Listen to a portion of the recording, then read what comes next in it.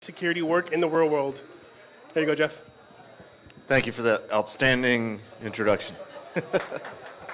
Hey, it's great to be back here again at BSides San Francisco. Glad you came out to hear me talk. This is more, hopefully, a discussion starter. That's me. Contact information is pretty much my Twitter handle right now. I thought about putting my email address up there, and then I thought I wouldn't do it. Quick audience survey. How many people think the answer to the question is yes? Does DoD security work in the real world? Nobody's going to go out there on a limb. How many people think the answer is no? How many people are just waiting for me to tell you? And how many people would rather get this party started and move on to the bar? All right. This talk kind of comes from my background, so I have to tell a story about myself. I've been around the security business for quite a long time, going on 34 years. Spent quite a bit of time in the Department of Defense. I've been out in the commercial world for the last 20 years or so. I actually did PCI as a QSA for 10 years. Go ahead and say something funny. Anyone? Ever hear of a company called TJX Companies? Ever heard that they got breached? I was their QSA for 6 years, after the breach, not before. Okay. I helped them clean up. I spent a couple years working for a vulnerability management company who I shall not name because I'm no longer with them, but you can figure it out. And I actually got started in this business in 1984, strangely enough. I thought that was kind of appropriate to bring out today. My very first job, I was a summer intern. I was getting ready for my senior year of college, and I went to work for a now defunct agency called the Naval Surface Weapons Center. Why is that thing moving? Because there's wind. My job for the summer was I was working for a physicist that was an expert in anti-submarine warfare. In fact, when I went to work for him, he said, the best way to describe what it is we do is to read this book that just came out. So my first week on the job, I got to read a book, The Hunt for Red October. Because, strangely enough, because when we could get into open source collection, which is probably another talk, a lot of really good information in that book about what really went on in terms of anti-submarine warfare. But he had this filing cabinet filled with research material, and he had gotten some money and bought one of these brand newfangled things called a computer, a desktop PC. Notice it didn't have a hard drive. And he wanted me to play around for the summer of building some sort of simple database with simple search criteria. So I had to go through this whole filing cabinet and find each document, read it, write the title down, write down, all the pertinent information, read enough of the document to get some keywords so I could start building up a keyword search. And that was my summer job. That was kind of cool. I was young, naive, and I got introduced to data security because I broke a rule. I came in one morning and I opened up the safe, and there was a little note in it because there's a security guard that walks around in the night trying all the doors, and he was able to get into the safe because how many people do Lockpick Village know a little bit about combination locks? If you don't spin those things far enough, they don't actually lock, so guilty. So I was young, I was naive, I was thinking, well, what's the big deal? I'm in a locked room, I'm in a locked office inside of a locked building. There's a fence around the building. You have to go through some sort of checkpoint, guard desk. There's a locked door into the office, and there's guards that walk around. So what's the big deal if I left the safe unlocked? Hold that thought. As I want to get into talking about does DoD level security work in the real world, I think it's appropriate first to sort of level set on what we're talking about, because what you think DoD level security is may not be what I think DoD level security is. I think a lot of people, when they hear DoD level security, think it's the ultimate highest degree of security. Don't laugh if you know people in the military or in the government. But is that a perception? I think the answer is true. In fact, I've experienced that with customers I've had over the years. They think that that's kind of the highest level of security. What I want to suggest to you today, and what I hope is a conversation starter or something at least for us to think about, is a different way of thinking about what is DoD level security.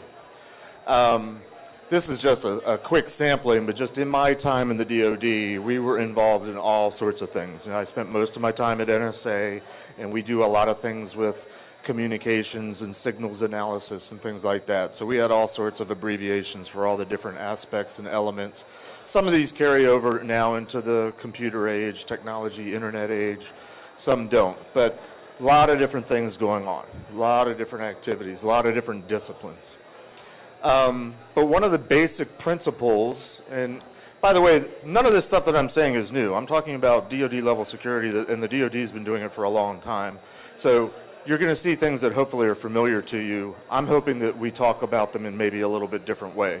Like the basic risk equation. Has anybody seen some form of or is aware of some form of a risk equation where risk is some sort of complicated algorithm, simplified algorithm here that's something to do with all the vulnerabilities you have, all the threats that you have, and you subtract off countermeasures, and that's what you're left with. So, obviously a lot of the business is reducing vulnerabilities or identifying and detecting threats. This all should sound very familiar. If you're going to RSA tomorrow, you're going to see these words all over the place.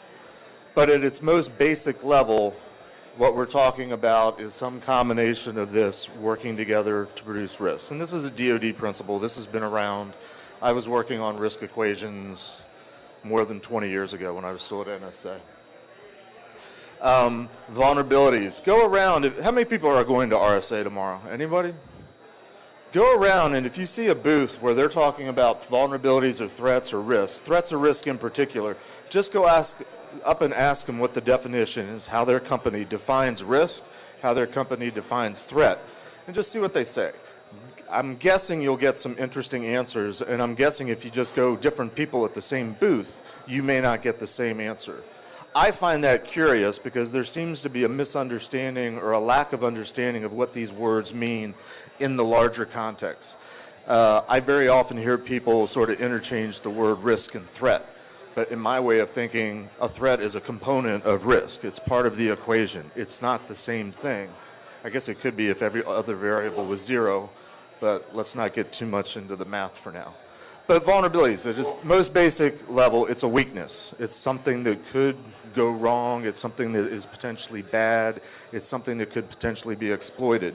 Back in my day, threat was basically who? It was the people. It was the bad guys. It was nation states like what we call them today. It was our adversary that wanted to do bad things to us, wanted to steal our data, wanted to intercept our communications. Countermeasures is a catch-all phrase for mitigations, detections, anything you do to try to counter the threats and vulnerabilities. And it really all evolved around historically, back in my time, data security. It wasn't about securing the systems. It wasn't about securing the networks. It was about protecting the data. And there's classically, and again, these are not new concepts. Probably a lot of you are familiar with it. There's three ways of affecting or impacting data. It's confidentiality, integrity, and availability. You want to steal it, you want to alter it, you want to make it non-available. Think about that in a military context. It's a lot different from what we think about today in the internet world and how we run our businesses and corporations. But there's a basic concept here. It's all about the data security. It's about the underlying what it is that you're all about as a company that you're trying to protect. I used to be a cryptanalyst. I used to work as a manual cryptanalyst. I used to break codes in ciphers. I used to design codes in ciphers. And everybody know what that is? It's a one-time pad. Is it breakable? If you use it correctly, it's unbreakable. You can crank away with, there's no such thing as brute forcing it. We have cryptography today in the internet, and we've heard talks today talking about it. And while the numbers might be large, there's still a computational total number of combinations. There's a way to, if you have the computing power and enough time, you can solve all the cryptography that we have out there today. Not so with a one-time pad. So to my way of thinking, it's been downhill ever since. Those things are slow. We sacrifice security for speed. I should have given a talk on that. So how this talk came about is years ago I was working for one of my PCI customers, may or may not have been the one that I mentioned earlier, and I was explaining cryptography to them. I was explaining encryption. I was explaining why their sensitive data, in this case credit card information, payment card information, needed to be encrypted, and because I'm a cryptanalyst, I had to explain cryptography to them and how encryption worked. And the guy's eyes were getting a little bit glassy, and by the time I was done with my conversation, he said, yeah, but we don't need DoD level security. Fast forward to the last couple years where very large companies have been breached, and we hear almost daily, if not weekly, about another big company going through the breach. I keep hearing that guy say, yeah, but we don't really need DoD level security. And I keep thinking, this is the typical PCI customers. And I keep thinking, yeah, you really do. But I think the reasons why most people think DoD level security doesn't work, and there's probably another half dozen other reasons, but I think these are the ones that I ran into a lot. Probably the biggest one is the amount of money, because you're perceiving that it's additional higher levels of security that's costly. Companies that are selling food, companies that are selling clothing, they don't want to spend all that extra money because they have a profit. They have to make money. They have to earn a profit. They have limited budgets. All these other reasons apply. But as I was saying, my response lately is, yeah, you really do need to consider DoD level security, but not the nth degree, but the way that DoD level security was approached, and that's what I hopefully will convey to you. This is a very sanitized, I hope, network diagram from one of my customers a few years ago. This is a retail establishment. They're showing their corporate office, their data center, showing their typical retail location. They had two different versions, and they had hundreds, if not thousands of them. I show you my fancy laser pointer here. And the red circles were every system where there was credit card data. Simple, right? Segmentation is a big thing. Scope reduction, that's a big thing on PCI. Not so easy to do in reality. Historically, I think in the commercial world, why a lot of these companies fail, other than they don't want to spend the money, they don't want to invest in the resources and the training, I think they just don't have a fundamental background, a core competency. I mean, if you think about it, the DoD, the military, has been in the business of national security for hundreds of years. The grocery store that you shop at, the department store, the clothing store, the shoe store, nobody goes to stores anymore, it's all online, right? But the places where you shop and conduct commerce, 20 years ago, they didn't worry about the security that we talk about today because they weren't connected to the internet. They didn't have computers. They did things completely differently. So they don't have the background. They don't have the history, the way, if you think about it, who knows security? Who's been doing it longer than anybody? It's the military. It's the DoD. So what can we learn? And again, these are meant to be discussion starters. You can agree or disagree with me. It's okay. I'm just throwing out some ideas based on my years. This is my life history, so be nice because this is my past, but it's okay to disagree with me.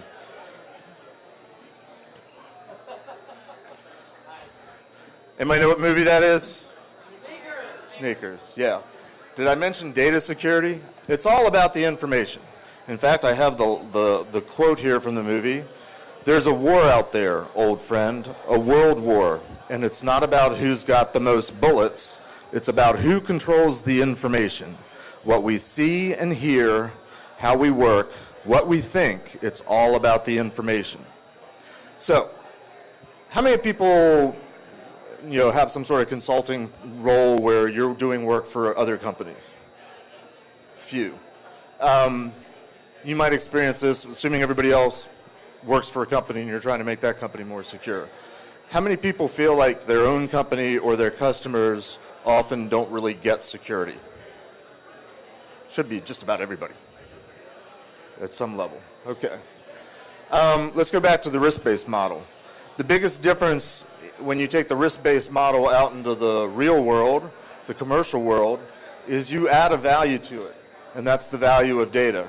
Somebody spoke earlier today, and they were talking about the risk equation, and they were talking about coming up with a number value. The number value for the risk-based model for the commercial world is a dollar sign. It's a dollar figure. Think about it. It's all about the money. How much are you willing to risk? How much are you willing to invest on losing the data that you have, whatever company you are? How much is your corporate company reputation worth? For some companies, that's worth a lot, especially somebody tweets and it impacts the valuation of a company because they say something bad about a company. Money matters. Money is what's important. And I'm not convinced that then everything that I'm talking about actually works when it comes down to dollar values. But what's cheap is education, knowledge, awareness, a mindset, thinking about what are we trying to protect and taking a systematic approach to protecting what it is that we're trying to protect. A lot of my customers over the years, even the PCI customers, really didn't fundamentally understand what it was they were trying to protect. They're like, well, I'm the network guy, I'm supposed to keep the network running. I'm the server guy, I'm supposed to keep the operating system patched. They didn't have the big picture. I think everybody in the company needs to have the big picture, and they need to be involved, and they need to know what's going on. Most of you guys are probably familiar with the fact that in the government there's data classifications. Somebody got in trouble because they had an email server that had classified information on it. What was never talked about, and what was an important concept when I was within the DoD, and I'm pretty sure it's still true today, is confidential information isn't as important as top secret information. It doesn't necessarily require the same degree of protection. It doesn't have to be required as long as perhaps top secret information. It expires. It has a life expectancy. And so there's a point where you don't need to protect it anymore. Information can be very valuable for a short time. The analogy that was taught to me many years ago was if you think about a battlefield command, calling in an airstrike, I have to put it in a modern context, calling in a drone strike, the target, that's pretty top secret, highly classified information because you want to have that laser precision. But once the drone has done its thing, does it really matter to protect that data, that command of where the drone was targeting? No, because we kind of know where it was targeting. So very highly classified, but only for a very short time, and then it's useless anymore. There's an approach to data security that's ingrained into the DoD that values data differently depending on what the data is. And I really don't see that in the commercial world. We talk about customers need to have data classification. They have policies that talk about data classification, but it's usually unclassified, or we don't care about it, or it's company confidential. I mean, it's usually a binary. There isn't usually layers. There isn't this set of information is more valuable than this set of information, and we have to protect it differently. And if you think about it, then again, too, from our community perspective, and this is where I start to think we need to have a conversation, is there a way to provide levels of security to the network, to the systems that are dependent on what's trying to be protected? Because we seem to run around breaking things all the time, and everything's broken, and of course, everything's connected, so if you break into one thing, you can pivot and get around to everywhere. And it seems to me there's an argument for segmentation. It seems to me there's an argument for compartmentalization, is what we used to call it.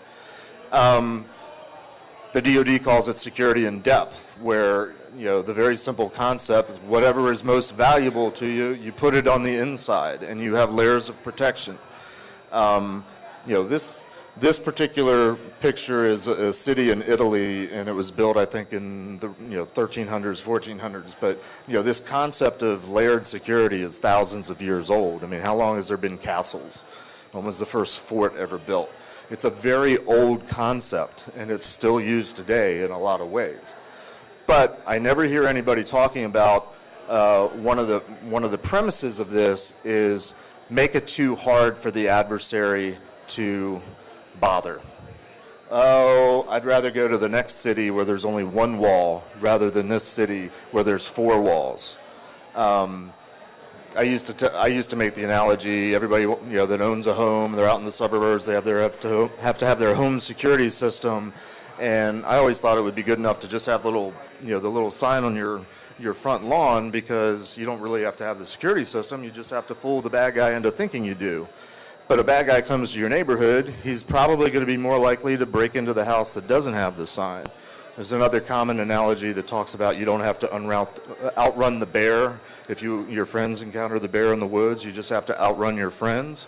I've had a lot of customers over the years that have asked, what are our competitors doing? What are our other companies in our industry doing? We need to do as much, no more, no less. Goes back to the dollar figures. But even going back to my early incident that got me started in data security, because I got my wrist slapped, and my boss was apoplectic. I mean, he got red in the face because I did it twice. It was the second time he got mad. But I didn't understand, but slowly it dawned on me. Even though there's components, there's different parts, and this is a physical analogy of protecting paper that's locked in a safe. The safe has a lock on it. That lock is rated. The lock-picking village could probably rattle it off number and verse, but that type of lock, it takes X number of hours to break. That's a measure. And it was in an office that had a lock. That lock was rated and evaluated. How long does it take to get through it? The security guards, they would walk randomly, different floors, different times. And even the guards at the front desk, in the early days, you had to have a badge, and they had to see your picture on it. And then we evolved to proximity badges and things like that. But they had a culture where I worked where they would switch out the security guards on a regular basis, not to give them a break, but they didn't want them to become familiar with the people that were coming through. They didn't want the guards to get facial recognition and just let somebody in. I think that has something to do with social engineering. I think that has something to do with reinforcing you challenge everybody. You look at everybody's badge. You don't see Joe and he comes here every week, and you don't know that Joe got fired yesterday. So even the fences were out there, and if you live in the DC, Maryland, Virginia area and you see a building with a fence around it with barbed wire, it's probably DoD. Probably has cameras on it as well as just this perimeter protection. And in some places they might even have sensors on it to detect if somebody touches the fence, and it might need to be fine-tuned to sort of filter out if it's a squirrel or a bird and not a person. I'm just saying hypothetically. I have in my career, I have learned, and I've tried to teach this to my customers and anybody who will listen, that security, which again is something that I think a lot of my customers believed, is a state that you get to. We just buy this, we just buy this, we just buy this, we're done. No, security is you live a lifestyle, you live a culture. Everybody in your organization is involved and knows what their role is and what they should and shouldn't do, and everybody has a culture of doing this. That's what I used to experience in the DoD. This is almost a 20-year-old slide, and things have evolved. We used to talk about the security life cycle, much like a software development life cycle. We would talk about it in terms of months and years. Nowadays, this life cycle can be hours and minutes because our technology moves so quickly and there's so much data flowing these days. We have new variations on it. I think one of the things that are problematic here, though, is this begins to, and this is where I start to maybe step on toes a little bit, this is very oriented towards the technology. And if you remember, technology is a lot of what we do, but if you go back to what it is you're trying to protect, the data, maybe you take a different approach to the technology. Maybe you think about it a little bit differently. I got to move quickly because we're running out of time. Information about security lifecycle just kind of explains the different steps. And now my random parting thoughts. I think what makes DoD level security hard to implement in the real world is customers, and I think our whole industry, or at least that industry that starts tomorrow down the road, has bought into, don't tell me about all the process and paperwork and policies and training, just tell me what I need to buy to fix the problem. How much is it going to cost? Let me put it in and I'm done. Vendors, because of that, are kind of controlling the industry. The experts have become the ones that are selling you the solution.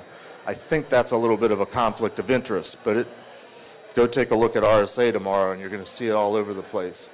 And again, I'm not, technology is obviously vitally important, but if you have a more holistic view, you know what your company is about, you know what matters to your company in terms of data, in terms of corporate reputation, in terms of what you're trying to protect.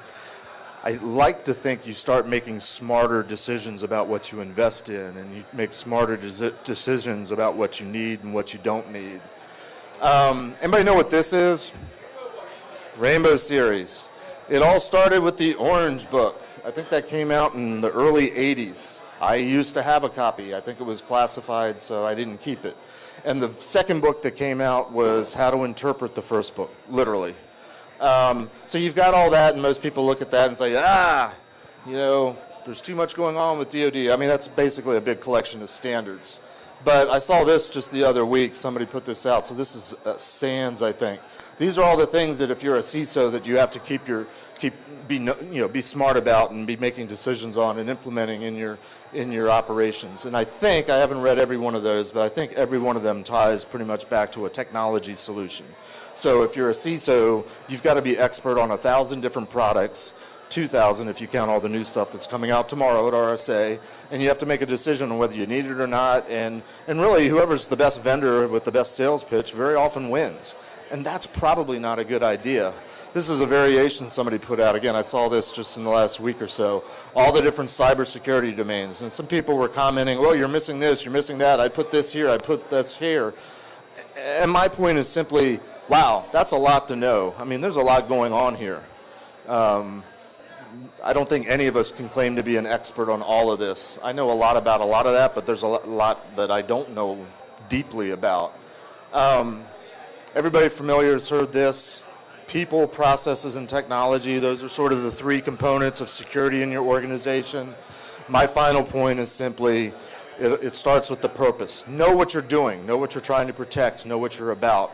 I think we need to move beyond just protect and secure everything because it's all connected and it all has to be treated equally. I think we need to be smarter about what we're doing and why. Little quips that I like to use: technology isn't the solution, it's the problem, so on and so forth. And did I use that word at the bottom of the screen once in this talk? Thank you very much. I didn't say what it is, though. I said I had somebody else put it up there. Any questions or comments? We got about a minute left. Yes? What's your assessment of having your own equipment to run the cloud versus going to AWS? That's too long an answer. I mean, where I come from, you don't use your own stuff. It's always company-owned and corporate-owned, but then this thing called BYOD came along. Moving stuff to the cloud is a lot of what's going to be going on tomorrow. To me, that's passing the buck. You're not necessarily losing your liability, the money part, if something goes wrong, by throwing it over to a third person. We used to talk about, your network perimeter. When we talked about the network perimeter, extends to whoever touches you. If it's a third party, it's the third party. For AWS and those types of companies, read the small print. Know exactly what they're saying that they're going to do for you and what they expect you to do. And don't assume that because they're selling you a magic solution that takes care of all your PCI needs that they really are. Yes? Yep. Yes, I love skiffs. I mean, they sort of did historically when, in the old days before the internet came along, there was a mainframe doing processing and it was in a dark room, it was in a data center and nobody could get in. But start plugging in everything and connecting everything, it's kind of hard to have that concept of a skiff anymore. I think it's more layered protection. I think it's more compartmentalization. Any other questions? All right, thank you very much. Hey, thanks, Jeff. On behalf of BSides and Fitbit, I'd like to present you with a Fitbit. All right, thank you very much. Thank you, guys. For the two men who gave some questions, here are some electronic badges. Just as a reminder, our next session as well, if there's questions.